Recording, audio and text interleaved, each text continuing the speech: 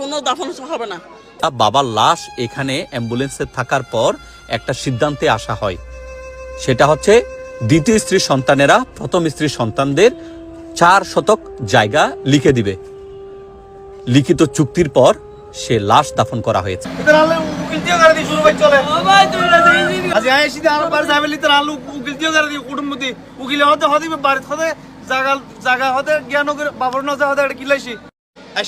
শুধু কষ্ট করে শুধু শেষ যাবে কিন্তু আপনি যে এটা এর মধ্যে যে এটা আলু উকিল করে মাই স্বপ্ন না ভাবি। আমার বাবা বলছিল অনেকবার, হয় তুমি এমতিয়াজের মা আমার ছেলেকে জায়গা দিয়ে দিও, রাত্রে বলছি সকাল উঠে গেছে। এগুলো 4 বছর আগের ঘটনা। আমরা তো শান্তি চাই, আমরা আমার বাপের ছেলে না, আমরা তো আমার বাপের ছেলে, আমরা আমার বাপের ছেলে মেয়ে 5 জন। ওই আমাদের ঘরে তালা মেরে দিছে ওরা। আজকে আমার বউ 6 মাস ঘুরছে, কেসের ফাইল আছে, আমার বউকে ওরা বাসায় ঢুকতে দেয় 6 মাস আগে আসছে, পরে আবার চলে গেছে 6 মাস ঘুরে গেলে 9 মাসের মধ্যে। আমাদেরকে একটু ঘরে ঢুকাই দেন, আমাকে একটা বছর আমাকে বাইরে বাইরে রাখছো। ওরা আমার নামে মামলা করছে যে আমি ওদেরকে বের করে দিছি। এখন আমি নিজেই বাইরে, আজকে 2টা বছর ধরে। এখন প্লিজ আপনারা আমাকে ঘরে ঢুকাই দিন। এখানে আমার সব জিনিস, আমার সব কিছু আছে। দেখেন আমি মঞ্জুর মোর্শেদের বউ, হ্যাঁ, আমার মোহাম্মদ সেকান্দর হোসেনের আমি ছেলের বউ, মেজোটা ছেলের বউ মঞ্জু মোর্শেদের। দেখেন এটা হচ্ছে যে আমার শ্বশুর, এবং আমি যখন জন্য টাকা দাও, এগুলা সব হচ্ছে যে আমার শ্বশুর যেমন যা যা টাকা পয়সা দিছি ওইগুলা রিসিপ এগুলা। এখন ভাই আমি বেশি কিছু চাচ্ছি না, আমাকে একটু রুমে ঢুকাই দেন, আমার ঘরে আমাকে একটু করে ঢুকাই দেন।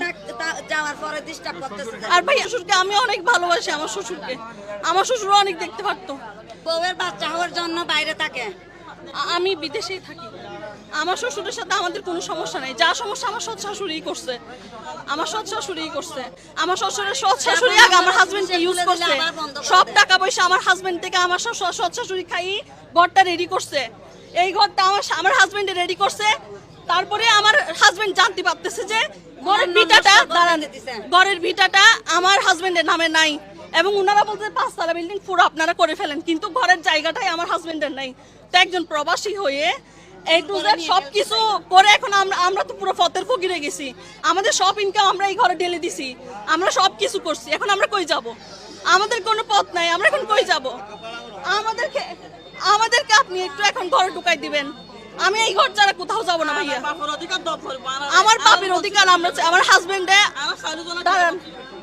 আমার শাশুড়ির, আমার হাজবেন্ডের বয়স যখন 4 বছর, তখন আমার সৎ শাশুড়িকে আমার হাজবেন্ডে বিয়ে করে নিয়ে আসে আমার নিজের শাশুড়ি। তখনই ছাড়াছাড়ি হয়ে যায়। তখন থেকে মানে আমার হাজবেন্ডের উপর, আমার ননদ 3 জনের উপর তখনই টর্চার শুরু হয়ে যায়।